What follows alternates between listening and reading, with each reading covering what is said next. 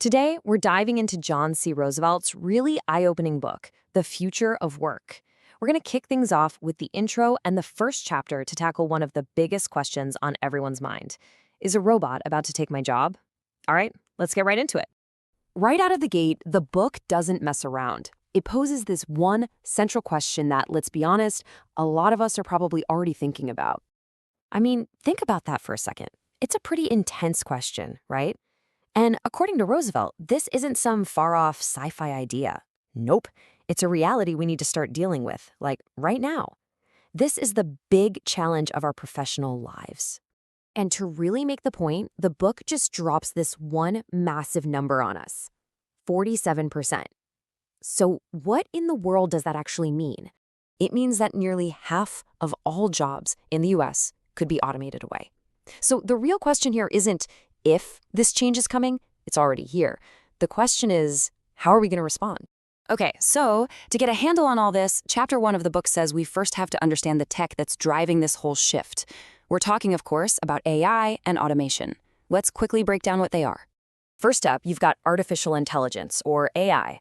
Put simply, it's all about building machines that are smart enough to do things that normally need a human brain.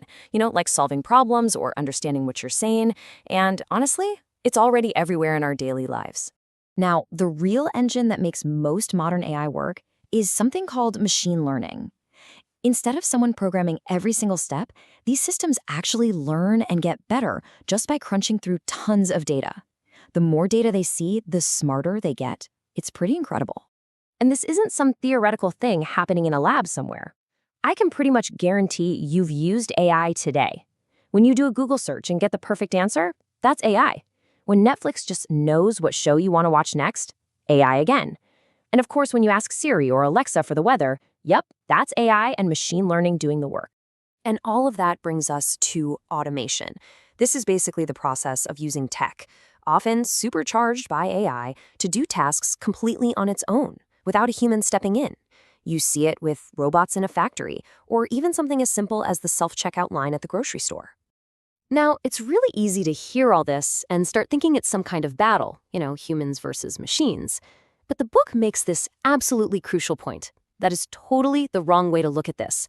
The future isn't about competition. It's all about collaboration. And this is the core idea Roosevelt is getting at.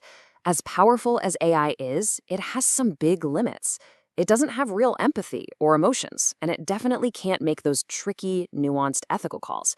And that right there is where we come in. So think of it as a new kind of partnership. We let AI handle all the heavy lifting with data, the repetitive stuff like spotting patterns in millions of transactions, and that frees us up to focus on the things that make us human, being creative, thinking critically, understanding emotions, and making sound judgments. The big takeaway here? Our human skills are actually becoming more valuable than ever before. So what does this all mean for us? Well, it's easy to feel a little overwhelmed by it all, right? But the book's message is actually one of empowerment. We have this incredible opportunity to not just react to these changes, but to actually be the ones shaping them. This quote from Roosevelt just sums it all up perfectly. The future isn't just something that's going to happen to us, it's something we get to build. The choices we make right now, the skills we decide to learn, how we decide to use this tech, that's what's going to define our careers. We're in the driver's seat. Look, we have barely scratched the surface of what's in this book, so to keep this journey going, definitely stay tuned for our next explainer, where we'll cover more chapters. But if you want the full story, the complete guide, go grab a copy of The Future of Work.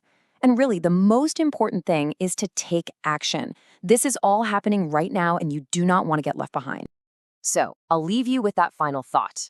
This new future is coming, and it's coming fast. It's filled with amazing opportunities for anyone who's ready for it. The only question left is, are you ready to shape it?